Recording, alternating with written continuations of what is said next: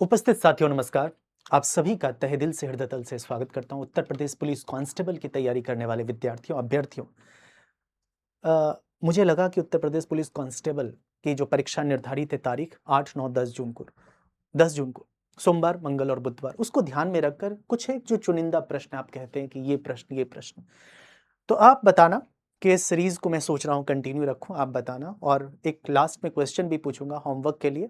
सबसे पहले हम इन 5 प्रश्न को देखेंगे, वो चुनिंदा प्रश्न। जैसे कभी-कभी चुनिंदा का मतलब ये नहीं है कि वो प्रश्न होगा आसमान फाड़ के, ज़मीं को नेस्तनाबूद करके एक प्रश्न बनाया जाएगा। प्रश्न होगा उत्तर प्रदेश पुलिस कांस्टेबल भर्ती परीक्षा के सापेक्ष में। इसीलिए चुनिंदा इस आधार पे बोला गया है। जैसे यहाँ पे आप अक्षर को देखते हो, तो ज़ाहिर है ये लेटर्स है, सबको पोजीशन सबको याद है। तो ऐसे प्रश्न को या तो डिज़ाइन साफ कह रहा है कि यहाँ पर ऐसे बनाना चाहिए, क्योंकि ऐसे में सीक्वेंस नहीं बन रहा है। तो ऐसे, और मैं लेटर्स के बारे में कहता हूँ कि अक्षरों का जैसे M है तो 13 है, 14 है, M है तो M का अपोजिट N है, मतलब ज़बान पे होना चाहिए, मुज़बानी, यही है मेन। उसी प्रकार से बहुत बहुत छोटी बातें हैं जब आप तैयारी कर लेते हैं। ये सब जो आपको बता रहा हूँ, लेकिन छोटी ज़रूर है, एग्ज़ाम के लिए ज़रूरी है, तो हमारे लिए सबसे महत्वपूर्ण वही है। तो ये 2 है, ये 1 है, ये 4 है और ये 3 है। इन सब को अगर आप जोड़ते हो तो दोस्त, ये कितना बनता है? ये 10 बनता है, टोटल 10।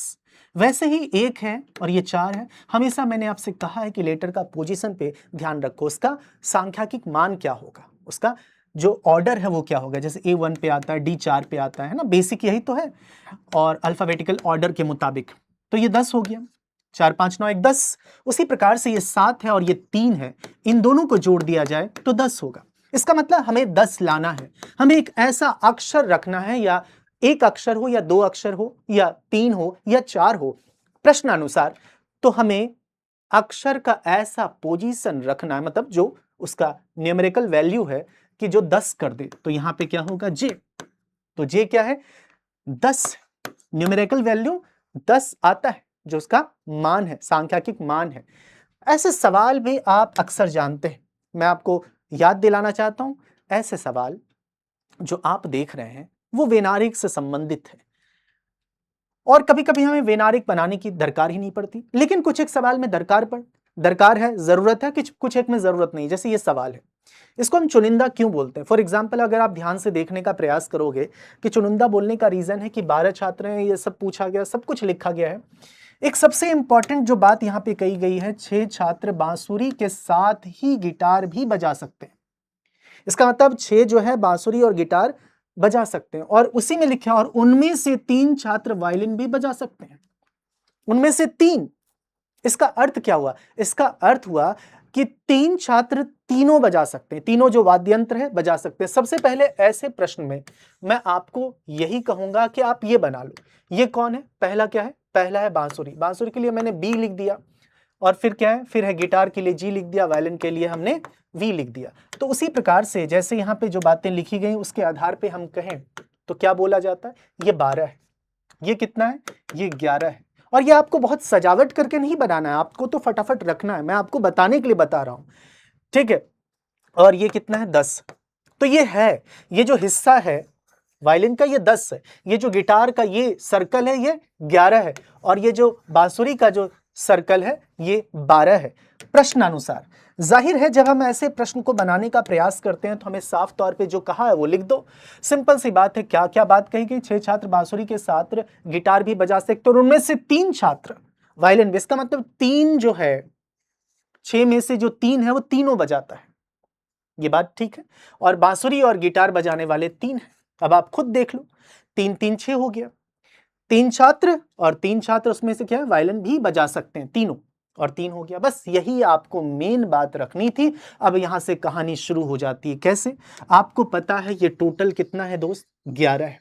पता है आपको 11 है, तो आपको 3 3 6 पता है, और ये टोटल 11 है। और आगे पढ़ोगे तो चीजें मिलती जाती हैं। 3 छात्र केवल गिटार बजा सकते हैं, तो 3 आपने केवल गिटार में रख दिया। उसके बाद 4 छात्र केवल वायलिन बजा सकते हैं, और आपको बस ये बताना है कि बांसुरी कितने बजा सकते हैं। यहाँ पे क्या आएगा, यही ना? तो देखो ये वाला हमारा भरा हुआ है, तो 3 3 6 3 9 है, तो यहाँ पे कितना आएगा? टोटल 11 है ना, टोटल गिटार 11 है, 3 3 6 3 9 2 11। अब ये आपको टोटल कितना है, टोटल है 10, तो 4 3 7 2 9, यहाँ पे कितना आएगा, अपने आप 1 आ जाएगा। इसीलिए पहले इसे निकालने की जरूरत है, फिर अपने आप ये निकल जाएगा। और ये टोटल आप देखोगे कितना है, गौर से देखो ये टोटल कितना है दोस्त, ये टोटल है 12, 3 3 6 1 7 है, तो यहाँ पे कितना आ जाएगा, 5 आ जाएगा। तो प्रश्न का उत्तर क्या होगा, 5। बात समझ में आ रही है? ऐसे आप प्रश्न का उत्तर देने का प्रयास करोगे। इस तरह के सवाल में आपको इसमें वेनारेक बनाने की कोई दरकार नहीं, कोई दरकार नहीं है। आप यूं ही, हालांकि इसमें भी वेनारेक बनाने की दरकार नहीं होती, लेकिन ये जो मैंने स्पष्टता के साथ बताया कि आपको दिक्कत किसी प्रकार की ना हो, ठीक है। लेकिन ये जल्दी सटीकता से बातें समझ में आती है और आपके दिमाग को जल्दी समझ में आएंगी, क्योंकि परीक्षा में हमेशा हम क्या करते हैं, नपा-तुला उत्तर देते हैं भाई, हर तरह से जांच पड़ताल करके। इस सवाल में आप कुछ ना करिए, क्योंकि 200 लोग हैं टोटल, 90 लोग चाय पसंद करते हैं, 108 लोग कॉफी, और 46 लोग जो हैं चाय और कॉफी दोनों। इसका मतलब 108 और 90 में 46 सम्मिलित है। और प्रश्न ने पूछा ना तो चाय ना तो कॉफी पसंद करने वाले व्यक्तियों की संख्या बताइए, ना वाले। तो सबसे पहली बात है, एक काम करो आप, 90 में 46 घटा दो। एक तरकीब ये है, क्योंकि ये जो 46 है ये चाय और कॉफी वाले ही तो हैं मिले हुए, तो ये आप सिंपल सा काम करते, इन दोनों को जोड़ के इसमें घटा दो, या 90 में 46 घटाओगे कितना आ जाएगा, 44। 44 में 108 जोड़ दो, 162। 162 में 162 ना, 162, हाँ 162 या 152, 152। 90 में 46 घटाओगे 44, 44 और 108 152, 152 में 200 घटा दोगे तो 48 नहीं आ जाएगा, प्रश्न का उत्तर होगा 48। हाँ, अगर आपसे प्रश्नकर्ता पूछता कि ऐसे कितने लोग हैं जो केवल चाय पसंद करते हैं, तो 90 46 घटा देते तो केवल चाय वाले आ जाते, क्योंकि 46 क्या है, चाय और कॉफी दोनों वाले हैं। तो 90 में 46 घटा दोगे 44 हो जाएगा केवल चाय। अगर प्रश्नकर्ता पूछता कि केवल कॉफी वाले कितने, तो 108 में 46 घटा दोगे तो 62 आ जाएगा। तो केवल पूछता कॉफी वाले तो 62 कर देते हैं। सिंपल सा तर्क है मित्र, जैसे बनाओ आप, ठीक। और 152 कैसे आया, आप बात को समझ रहे हो। अगर आपको लगता है कि नहीं हम तो ऐसे ही बनाते थे, तो आप ऐसे ही बनाओ। ध्यान से देखना, यहां पे 108, ठीक है, यहां पे 108 कर दिया, 108 में क्या 90 जोड़ दिया, ये कर दिया। उसके बाद आपने क्या किया, इस 46 को ऐसे करके घटा दिया। ये भी आप कर सकते हो, है घुमा फिरा कर बात वही बात है, ठीक है। हम आगे की ओर चलते हैं। तो जैसे हम आगे की ओर चलते हैं, नंबर सीरीज का प्रश्न है, तो दोनों क्या गैप लेने का प्रयास। हम जब भी प्रश्न को देखते हैं बढ़ते हुए क्रम में तो गैप लो, लेकिन कभी कभी क्या होता है, हम गैप लेने में हमें बड़ी तकलीफ होती है, हमारी आदत नहीं है गैप लेने की। हमें लगता है कि प्रश्न को ऐसे कर दो ऐसे बन जाएगा, ठीक है। फिर हमें लगता है कि 40 दूना ऐसा कुछ होगा क्या, करके आप देख सकते हैं। हालांकि अगर आप गैप लेंगे तो आपको दिख जाएगा कि प्रश्न कैसे बनेगा। दोनों के बीच का अंतर 40 का अंतर है ना, 40 का अंतर यहां चाहिए और यहां चाहिए।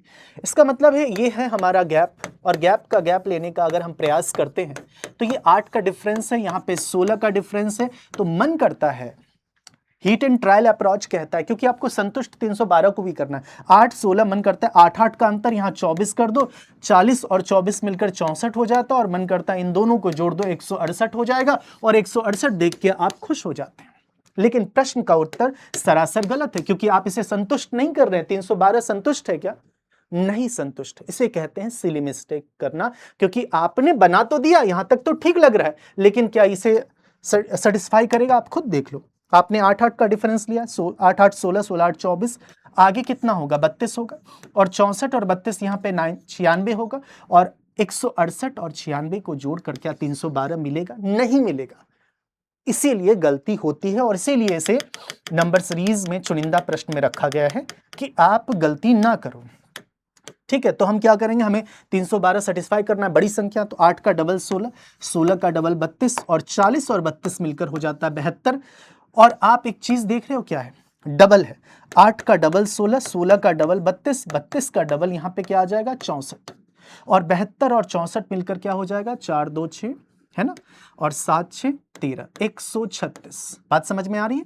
तो 104 और 72 मिलकर 176 हो जाएगा, और 176 और 136 136 मिलकर 312 आएगा, आप देख सकते हो। तो इस आधार पे आप इसे भी सेटिस्फाई करने की जरूरत है मित्र। बात समझ में आ रही है। तो ये +8 +8 नहीं होगा, डबल होगा। 8 दूना 16, 16 दूना 32, 32 दूना 64, जिसे हम गैप का गैप कहते हैं। अब इस तरह के प्रश्न में भी हम क्या होता है, हम दिशाओं को जानते हैं, हम दिशाओं से परिचित हैं। ये नॉर्थ है, ये साउथ है, ये ईस्ट है और ये क्या है, वेस्ट है। अर्थात ये उत्तर है, ये दक्षिण है, ये पूरब है और पूर्व है और ये पश्चिम है। ये परिचित है, सामान्यतः हम दिशा से परिचित हैं। लेकिन सवाल यहाँ पे जो पूछा गया है वो 3 बजे की बात है और घंटे वाली सुई, आप जानते हैं 3 बजे का वक्त जो होता है वो जाहिर सी बात है ऐसा वक्त होता है 3 बजे का। ये घंटे वाली सुई है, ये जो सुई है घंटे वाली सुई। प्रश्न ने कहा कि घंटे वाली सुई कहाँ है, घंटे वाली सुई पश्चिम दिशा में, वेस्ट में है। तो ये घंटे वाली सुई आमतौर पर कहाँ होती है, पूरब दिशा में होगी 3 बजे। तो ये पश्चिम अगर माना गया तो ये क्या हो जाएगा, ये पूरब माना जाएगा। बात समझ में आ रही है नहीं? अगर ये पश्चिम माना गया तो ये क्या माना जाएगा, ये पूरब माना जाएगा, और मतलब उल्टा हो जाएगा। इसलिए उत्तर क्या माना जाएगा, दक्षिण माना जाएगा, और दक्षिण उत्तर माना जाएगा, नॉर्थ माना जाएगा, अपोजिट हो जाएगा। प्रश्न आपसे क्या कह रहा है कि मिनट वाली सुई किस दिशा में होगी। 3 बजे तो मिनट वाली सुई 12 पर होती, ऑब्वियसली तो 12 पर होती ऊपर की ओर, तो दिशा कौन सी होगी, दक्षिण। बस इतनी सी बात। बाकी आखिरी आप रिप्लाई करना, कमेंट के माध्यम से जरूर बताना इस प्रश्न का उत्तर क्या होगा। कैलेंडर का एक छोटा सा प्रश्न, ऑप्शंस के अकॉर्डिंग देना।